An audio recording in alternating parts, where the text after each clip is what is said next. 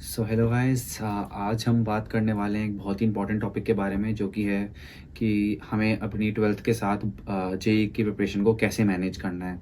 देखिए, अभी चल रहा है, जुलाई स्टार्ट हो गया है और आपका जनवरी में अटैम्प्ट है। अगस्त, सितंबर, अक्टूबर, नवंबर, दिसंबर भी अगर इंक्लूड कर लें प्रिपरेशन में, दे रहे हैं 5-6 महीने हैं आपके पास।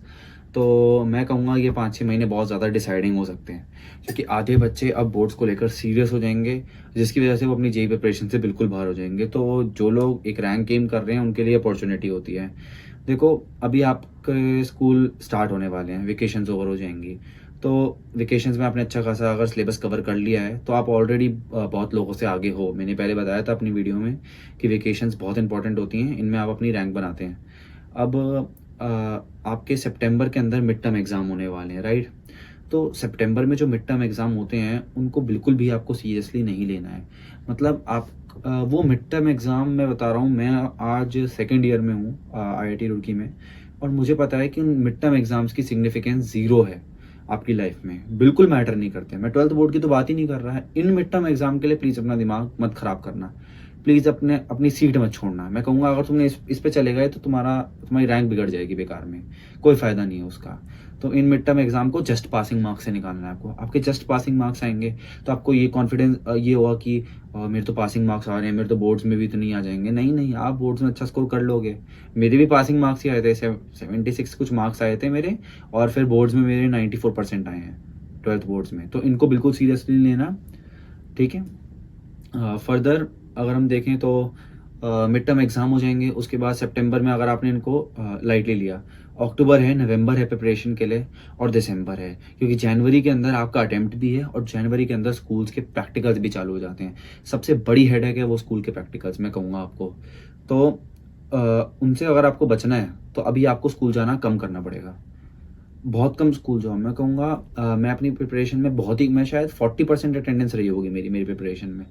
तो मेरे स्कूल बहुत सपोर्टिव था। तो मुझे तो इंटरनल्स में फुल मार्क्स मिले हैं हर सब्जेक्ट में, और मेरे को लगता है हर स्कूल सपोर्टिव होता है। हर स्कूल को पता होता है कि बच्चा जेईई की प्रिपरेशन कर रहा है, और इससे पता चलता है टॉपर वाइब्स आ रही हैं। तो वो आपको इंटरनल्स के मार्क्स दे देता है, क्योंकि उनको तो अपना बोर्ड उनको तो अपना बोर्ड पे चिपकानी है फ़ोटो अच्छे मार्क्स की। तो मुझे तो हर सब्जेक्ट में फुल मिले थे, ना मैं होमवर्क सबमिट करता था, ना मैं कुछ करता था। देखो, स्कूल जाके टोटली टाइम वेस्ट कर रहे हो। इसका मतलब ये नहीं कि हफ्ते में आप स्कूल ही नहीं जा रहे हो। तो आप ऐसा कर लो, जैसे हफ्ते में बहुत हेडेक रहती है, तो अपना एक दिन स्कूल चले गए। मैं कहूँगा हार्डली एक दिन स्कूल जाना है, वो भी अपना माइंड को फ्रेश करने के लिए, कि आप अपनी जेई प्रिपरेशन से एज अ ब्रेक ले लिया आपने उतने टाइम का स्कूल में एंजॉय करने के लिए। मैं तो ऐसे ही करता था, मैं स्कूल में जा रहे थे, स्पोर्ट्स खेल लिया, दोस्तों से बातें हो गई, इतना बढ़िया ब्रेक हो गया। अगले 5 दिन ढंग से पढ़ाई होगी, फिर मंडे को स्कूल चले जाएंगे, फिर अगले 5 दिन ढंग से पढ़ेंगे। तो ऐसे फ्लो बनता है आपका, क्योंकि अभी जितना ज़्यादा स्कूल मिस कर दोगे उतना बेटर है। बाद में प्रैक्टिकल्स आ जाएंगे आपके, तो उनमें अटेंडेंस लगानी है। प्रैक्टिकल्स के लिए पढ़ना ही पढ़ना है, क्योंकि प्रैक्टिकल्स में कहूँगा फ्री के नंबर है। तो अगर बोर्ड्स में कम भी पढ़ोगे तो प्रैक्टिकल्स के फ्री के नंबर उठा लो। तो प्रैक्टिकल जब आप दे दोगे तो प्रैक्टिकल्स के बाद उसी टाइम ड्यूरेशन में आपका मेंस का फर्स्ट अटेम्प्ट हो जाएगा। अब मेंस का फर्स्ट अटेम्प्ट हो गया है। मैं कहूँगा अब नेक्स्ट है फरवरी मार्च, और फिर अप्रैल अटेम्प्ट है। तो अब अप्रैल अटेम्प्ट में कौन लोग हमारी प्रिपरेशन से साइड हो जाएंगे? जो फरवरी में डिसाइड कर लेंगे कि अब हमें बोर्ड्स के लिए पढ़ना है। जिसने फरवरी में सोचा कि हमें बोर्ड्स के लिए पढ़ना है, वो सोचो उसकी सीट गायब होगी, और अप्रैल अटेम्प्ट में उसकी कम परसेंटाइल आएगी। He has already scored good in January and now he is focusing on boards. तो उसकी सीट कौन ले सकता है? तुम ले सकते हो।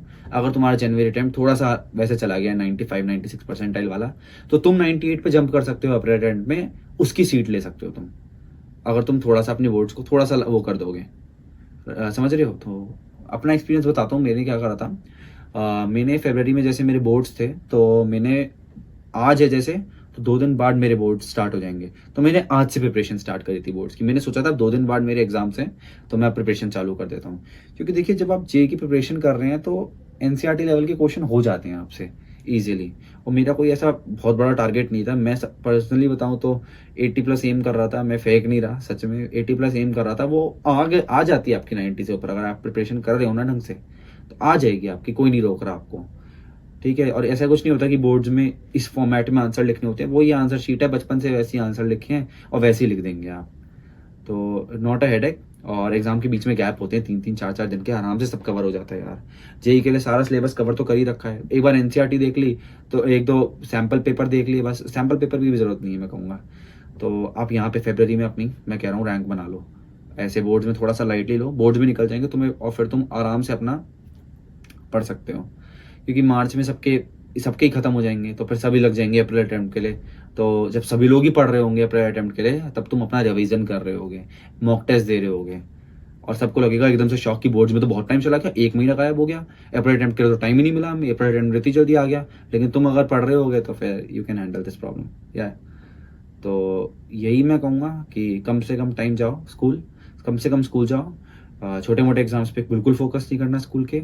और अगर आपकी जनवरी में अच्छी परसेंटाइल आ जाती है, 98 प्लस आ जाती है, तो एडवांस के लिए आपको बोर्ड्स को भी लाइटली लेना पड़ेगा। अगर आप एडवांस एम कर रहे हो, मेन्स एम कर रहे हो, अच्छी परसेंटाइल आ गई है, then try to get into boards. आपको मेन्स एम करना था, अच्छी आ गई आपकी, तो बोर्ड्स आप बोर्ड्स को कंसिडर कर सकते हो बोर्ड्स का एग्ज़ाम के बारे में पढ़ने के लिए। अदरवाइज़ जिन लोगों की मेंस में, उनके लिए बता देता हूँ, 95 से नीचे परसेंटाइल आती है, 94 93 पे अगर वो हैं, तो मैं कहूँगा कि आप लोग बोर्ड्स के लिए सीरियस हो जाना जनवरी अटेम्प्ट के बाद। ये मत सोचना कि जनवरी अटेम्प्ट के बाद हम अप्रैल अटेम्प्ट में एकदम ही जंप कर जाएंगे और we are going to crack 98 percentile.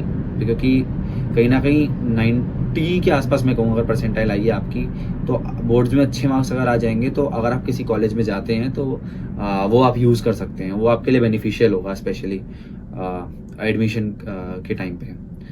तो ये मैंने सब प्रोस्पेक्ट कवर कर दिए। सो या थैंक्स फॉर वाचिंग। एंड कोई भी डाउट आता है प्रिपरेशन में, कुछ भी प्रॉब्लम है, तो बस कमेंट कर दो, मैं हर कमेंट का आंसर करता हूँ। ये मेरा रूल है, क्योंकि मैं आप लोगों से कनेक्टेड रहना चाहता हूँ और हर एक प्रॉब्लम सॉल्व करना चाहता हूँ। और मेक श्योर सब्सक्राइब कर लो, क्योंकि आपके डाउट पे मैं वीडियो भी बना सकता हूँ। मैं I am just there for your help. So thank you.